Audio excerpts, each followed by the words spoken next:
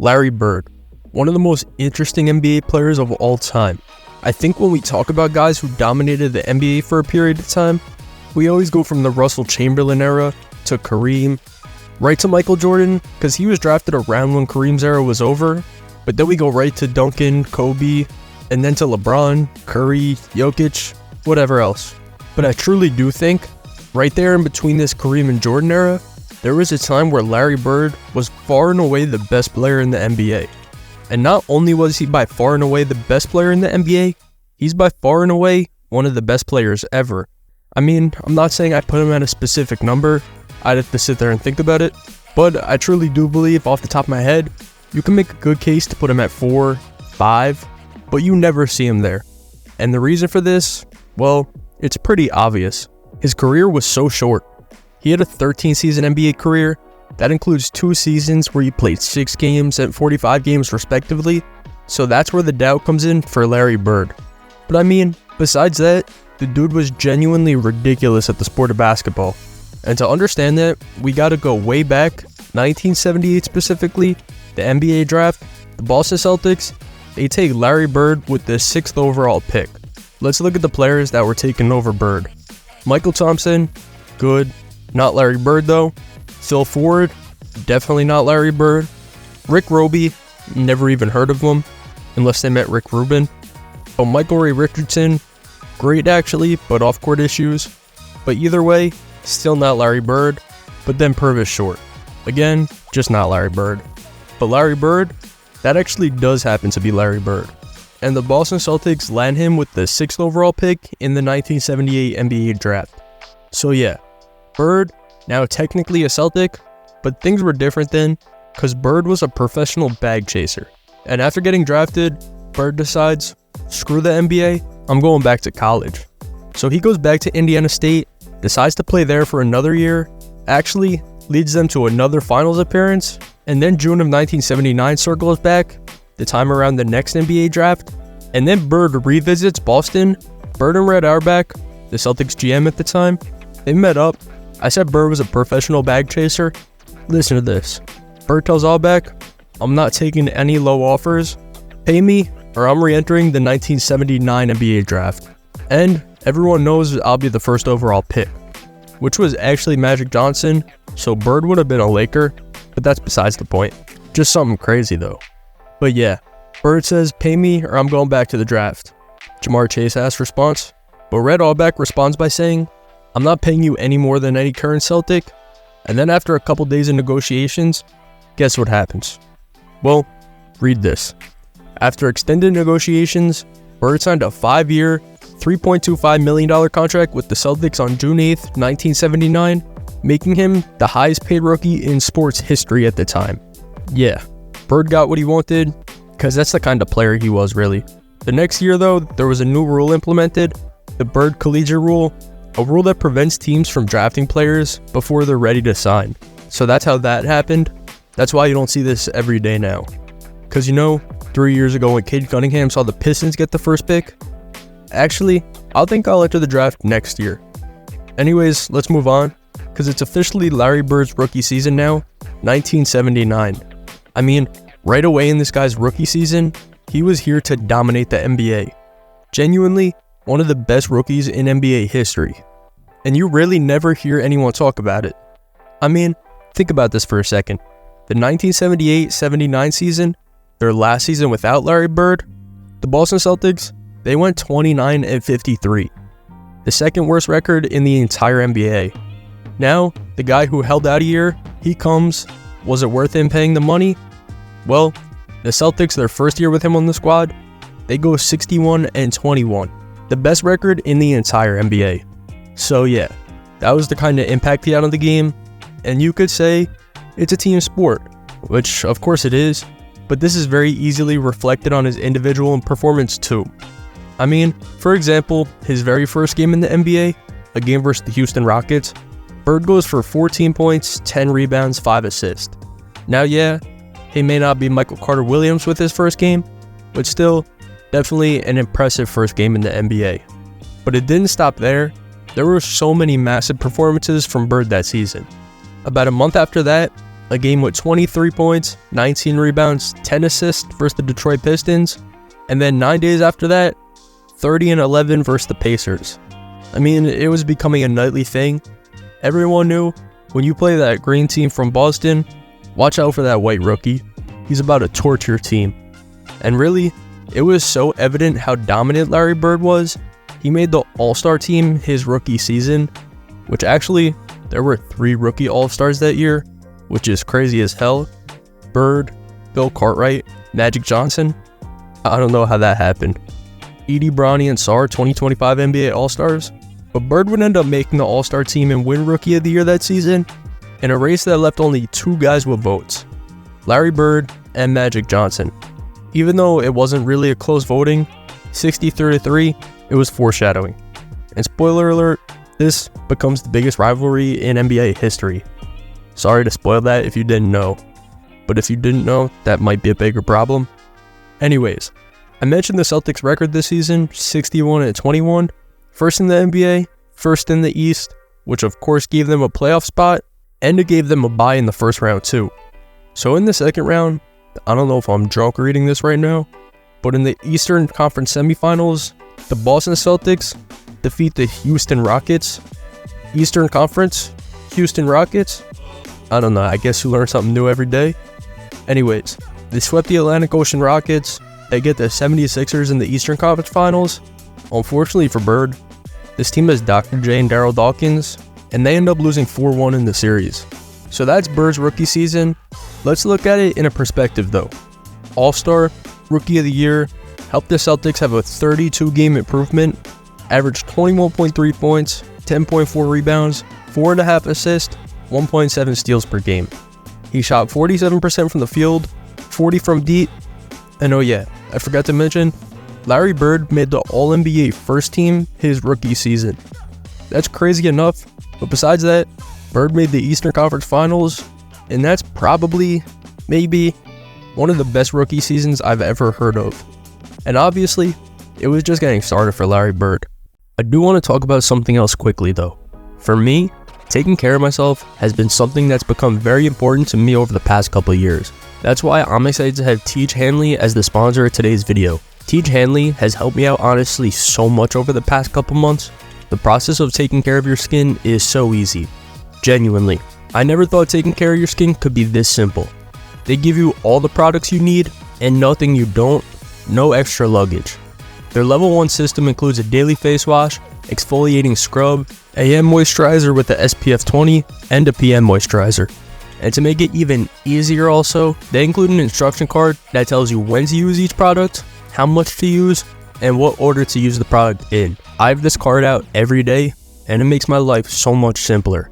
Honestly, I wish I would have started taking care of my skin way sooner. It helps me out so much. And because Teach is sponsoring this video, they're offering you an amazing deal. Just click the first link in the description to get 40% off your first skincare system and a free gift. Plus, as a member, you'll also get 20% off for life, so don't wait any longer. Just click the first link in the description to start your skincare journey today. But want to know just how good Larry Bird actually was in his rookie season? Because I found quite possibly the dumbest argument I've ever seen. Larry Bird got people rethinking maybe the best NBA prospect ever. In his rookie year, Larry Bird led the Celtics to 61-21 after they finished 29-53 last season. Meanwhile, the Spurs finished 22-60 last season and are currently 3-19 with Wembanyama. Was Wembanyama overhyped? That's what Larry Bird got people saying. And yes, this post got 38 replies and 0 arrows up, or whatever they're called on Reddit. And the first reply was, "You should be a professional basketball analyst," with 129 arrows up. I'm crying, dude. Alright, let's move on. That's how good Larry Bird was in his rookie season, and the second season, he got even better. But it wasn't just Bird, it was the Celtics as a whole. Because the 1980 NBA draft happens, the Celtics, right after a finals appearance, they have the first pick in the draft. Yeah, this is from an old trade they made with the Pistons, and it just so happened that it landed first. But they didn't want the first pick. And the Golden State Warriors, they do. And the Warriors have the third pick, and the Celtics, they're looking to bolster up their front court. So they make a deal with Golden State, send us the third pick in Robert Parrish, we'll send you the first pick and the 13th pick. The Celtics own a million picks at the time. It's like Danny Ainge was working there too then. But anyways, the Celtics got the 3rd pick, and their new starting center, Hall of Famer Robert Parrish. And with the 3rd pick, like Larry Bird, there's no footage of this dude's draft, but with the 3rd pick in the draft, the Celtics led Kevin McHale. This guy undoubtedly becomes the best player in this draft. So in a sense, the Celtics just got Kevin McHale and Robert Parrish for Joe Barry Carroll and Ricky Brown. Yeah, genuinely might be the biggest robbery in NBA history trade-wise. And yes, the Celtics now have Larry Bird, Kevin McHale, and Robert Parrish. And you know what that means? This is now Bird's 2nd season, and they only got even better than they were the season before. This time, a 62-20 record. This season though, Bird's averages did stay pretty similar to last season's, 21.2 points, but he did go up to 10.9 rebounds, 5.5 assists, and 2 steals on the dot. Again, an NBA All-Star, again, the All-NBA first team, but this season, for the C's as a team, there was just a different vibe. Something was cooking. Bird, McHale, Parrish, they were something special. And they ended up first again, which gave them a bye and matched them up with Chicago in the first round. Not even close, 4-0 Boston Celtics.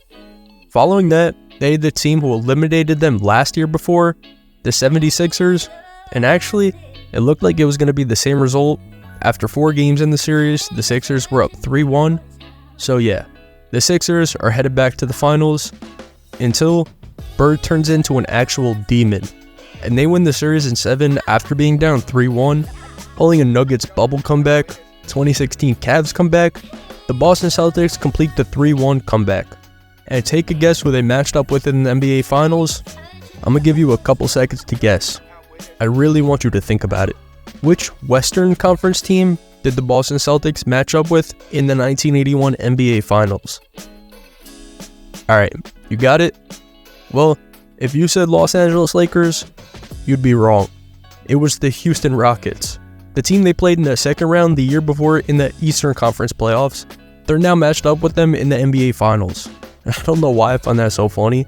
They could not escape the Rockets.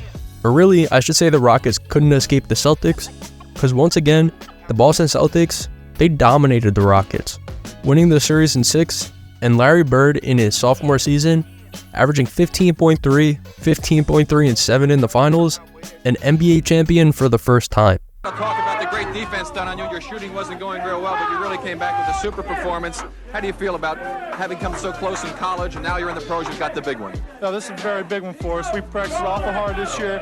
We stuck together. When going got tough, we came through. They came back on us. Well, they're taking care of Larry here, and he's the man who did it. Larry, what was going through your mind at the end there when your team was struggling and the Rockets made that gallant comeback and you just took over? Well, I knew if we just made a couple baskets and kept our poise, we'd come through like always. Guys just kept on playing hard. We got a couple baskets, and we done it. The NBA really let the Celtics get Larry Bird and Kevin McHale in a 3-year span. How do you let that happen? We all know they become one of the best duos ever, and they prove it in their first season together, an NBA championship. And it doesn't stop there, not even close actually. So we'll move on to Bird's 3rd season, the 1981-82 season, and coming off a championship at this point, no one even knows what to expect from Larry Bird. I mean, how do you really top what you did last season? You won an NBA championship. Really, the only way to top that would be improve individually, I guess, if you even can anymore, because we already knew how great the Celtics were. But yes, they got even better this season record-wise, 63-19 this season. But like I said, everyone knew how great the Celtics were, and they were just coming off an NBA championship, and that was only the first season with Bird, McHale, and Parrish together. Of course, they're only going to get better as time goes on. But the question for Bird was he going to be able to take the next step, which would be becoming the best player in the NBA? He was already 2 seasons in, made 2 All-NBA first teams, so it wasn't out of the question at all. And you know what? Halfway through the season, it seemed like a real possibility Bird was going to walk away with his first MVP in his 3rd season. Because of course, Bird was named an All-Star, and this season actually, he was the All-Star MVP too. Not that that's anything insane, like, this helps Bird's case, just something I wanted to throw out there. But to end the season, of course, Bird, he ended up making the All-NBA first team once again. He got selected to the All-Defensive team this season, and MVP, well, he was the runner-up to Moses Malone from Houston. Yeah, Houston. This guy cannot get rid of Houston no matter what. Must have some serious beef with Travis Scott. But Bird was amazing this season. 22 points, 11 rebounds, 6 assists. He shot 50% from the field, which is funny because those stats are basically a bad game for Jokic, but that was second in MVP voting that season. But anyways, Bird was amazing, there's no doubt about it, but as great as he was, the Celtics were even better. Like I said, 63-19, again, the first seed, and again, a bye in the first round. So let's skip to the second round. This is where they had a matchup with the Washington Bullets. And basically, it went exactly like how you think it did. Celtics blowout beat the Bullets 4-1. Can we talk about something real quick though? Bullets is the hardest name ever. The fact that the NBA made them change it is so sad, man. Anyways, Celtics beat the Bullets. They're back in the conference finals, and if it's not against the Rockets, who else is it going to be? The Philadelphia 76ers. Dr. J. Genuinely, it seems like there were 3 teams in the NBA at this time. Celtics, Rockets, Sixers. Every year. But although the Celtics were able to get past the Sixers in the first 2 years with Bird, this time it was different. And the Sixers would go on to the finals to play the Lakers. Could have got that first Lakers-Celtics matchup that season. We'll get to it soon though. But that's it for Bird's third season. Let's talk about his first 3 seasons though. 3 conference finals appearances, 3 All-NBA first teams, an NBA championship. But the next season, I can't lie, it was really a down season for Bird's career, so I'm just going to run through it real quick. The 82-83 season, well, I don't know if you want to call it a down year, but for Bird it was. Really quickly, an All-NBA first team, All-Defensive team, again, second in MVP voting to Moses Malone, but the Celtics took a step back, finishing 56-26. They finished as the second seed, so no bye. They beat the Hawks in the first round in a best of 3, 2-1, but the second round, they get absolutely destroyed by the Milwaukee Bucks, 4-0. Straight up dominant for the Bucks. So that's where we're at this point with the Celtics and Larry Bird. And now, it's 1983, summer of 83 actually. After that season, Bird was set to become a free agent the next summer. And in 83, the NBA introduced the hard cap. Except, the NBA allowed players to re-sign their own free agents that summer and called it a soft cap. I don't know. The NBA is always making up things when it comes to free agency. But anyways, Larry Bird, he signs a 7-year, $12.6 million contract in 1983. Gonna be a Boston Celtic for 7 more years minimum. And this proved to be a phenomenal investment for the Celtics, Kevin O'Leary type. I mean, right away too. We're now in the 83-84 season, and you guessed it, Larry Bird, All-NBA first team, All-Defensive team, same stuff as usual, but pissed off because of that early elimination the season before, Larry Bird went crazy this season. He finished the season averaging 24.2 points, 10.1 rebounds, 6.6 assists, and 1.8 steals. And finally, after coming second to Moses Malone in every single year, his 5th season in the NBA, Larry Bird officially the NBA MVP. Oh yeah, and winning the MVP, he drops the hardest commercial in NBA history.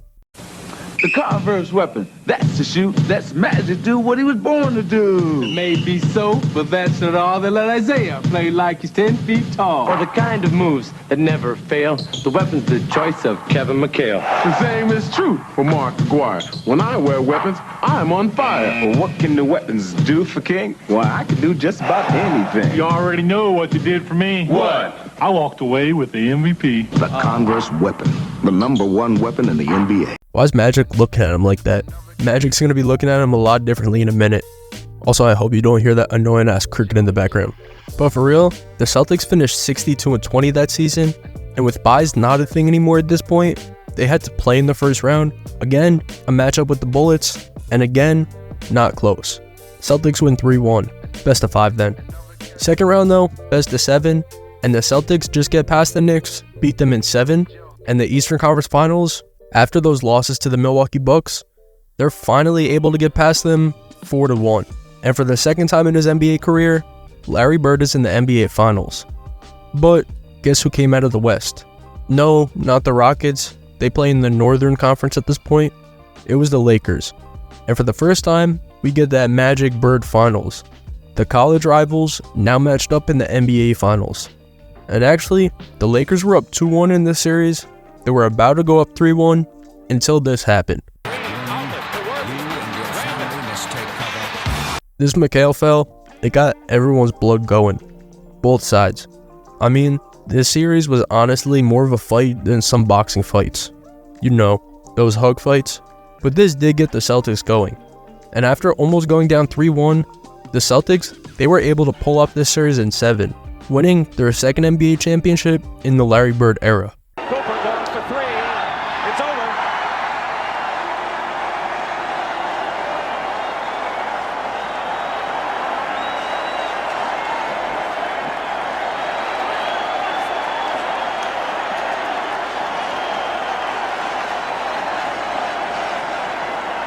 The Boston Celtics are the NBA World Champions. Crazy that fans could just storm the court then. But yeah, Bird in the 84 season, an MVP and a championship, and a finals MVP, and Bird's run was just getting started here. Let's look at it. The 84-85 season, let's jump right into it. March 3rd, 1985, Kevin McHale goes off 56 points. But then 9 days pass, March 12th, Larry Bird, he decides he wants that record. A career high and franchise record, scoring 60 points. 24-115. Bird tries another 3. He missed it. And with 3 seconds, Bird will try another jumper and hit it at the buzzer. Bird has 60 points. Larry Bird scored 60 points. Look at the Boston players mob him. I mean, look at this. The Hawks bench literally couldn't believe what they were watching. And why did they have 4 people on the bench? But yeah, just like this night, Bird dominated the whole season, and the averages skyrocketed, 28.7 points, 10.5 rebounds, 6.6 assists. And for the second consecutive season, Larry Bird is the NBA MVP. He is the heart and soul of the Celtic squad that went to this year's World Championship Series. The NBA's most valuable player for the second consecutive year on the Boston Celtics, Larry Bird. So Bird wins MVP. You have teammates who drop 60 and 56 each in a 9-day span. Your team is stacked. They finished 63-19, of course, first. That gives them a matchup with the Cavs in the first round. 3-1, Celtics win. In the second round, they have the Pistons. Here, 4-2, Celtics win. In the Eastern Conference, per usual, they have the Sixers. And the Celtics, they're going back to the finals, a 4-win versus the Sixers. And they have another matchup with the Lakers in the finals. But this is where things go a little downhill for Bird, and you could take downhill literal if you want. You'll see what I mean in a minute. The Lakers end up beating the Celtics in 6 in this series. But that's not even the worst part of Bird's summer. The story goes like this from Bird's summer in 85. Bird was at his mom's house in Indiana. She had a really messed up, rocky driveway, and for some reason, the best player in the NBA, a guy who's in the 0.1000th percentile of income, he decides to shovel the driveway himself instead of just hiring someone. And of course, as most of us know, he messes up his back while doing the yard work. And a doctor on YouTube recently went over the injury. Here's how he explained the rest of Bird's career went. Bird's back would slip out of alignment and lock into abnormal positions, trying to create some stability. When the pain could be managed for a few hours at a time, allowing Larry Legend to hit the court, the issues lingered. Even surgery couldn't completely return the star to his best. So yeah, that's what Bird dealt with for the rest of his career after this offseason. And Bird even said himself, was I ever going to be able to, walk on the beach or hold my kids? Damn, what a bad way to get an injury, just trying to help your mom out. And he even got people who aren't Celtic fans asking why he had to shovel that driveway today in 2024. But yeah, that's that. And you know what happened to Larry Bird in 1985? So let's look at what happened to him for the rest of his career. Before the season, the Celtics decided to make a big trade though. They traded for a former MVP, Bill Walton, a guy who dealt with injuries constantly, so it was high risk, high reward. And really, it was high reward because the Celtics would end up finishing 67 and 15. Bird finished the season averaging 25.8 points, 9.8 rebounds, 6.8 assists, and 2 steals. And once again, the MVP, the third time in a row he won the award.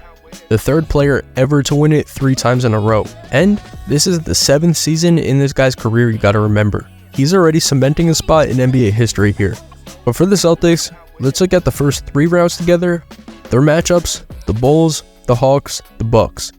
The first round versus the Bulls, C's win 3-0. Second round, they beat the Hawks 4-1. Third round, a 4-0 sweep. The Celtics lost 1 game in the first 3 rounds of the playoffs. And once again, they were headed back to the NBA Finals. This time, well, who do you think? Yup, the Houston Rockets. Just crazy. At least it's a 4-team league now though. Celtics, Rockets, Sixers, Lakers. But the Celtics and Rockets are in the finals here. And Bird, in Game 6, he goes for 29 points, 11 rebounds, and 12 assists. And that was good enough to close out the series. Celtics win 4-2 and their 3rd championship in the Larry Bird era.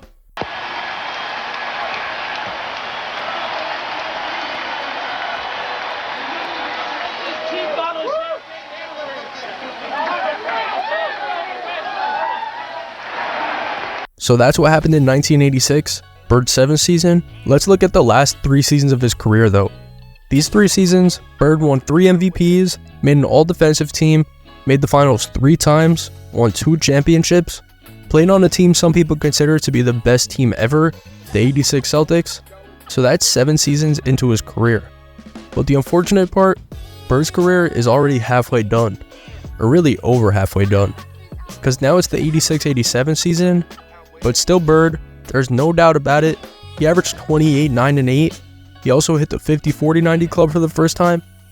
Oh yeah, and that was the season he did this. To give the ball to Detroit. Bird steals it. Johnson, layup, Boston. 1 second left. Detroit timeout. 1 second left. Bird steals it and gets it to Johnson at the buzzer.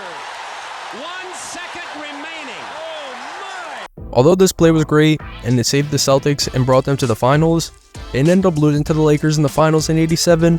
And then 88, Bird's highest scoring season of his career, 29.9 points, and a game where Bird shot 9 for 10 in the 4th quarter of an elimination game in the playoffs, scoring 20 points to save the Celtics season. They would end up losing in the Eastern Conference Finals to the Pistons, and this was the first time in 5 years that the Celtics missed the finals. And from here on out, the story of Larry Bird's career: injuries. The 88-89 season for Bird, really, well, there wasn't really a season. He played 6 games total. This was because of bone spurs in both of his heels.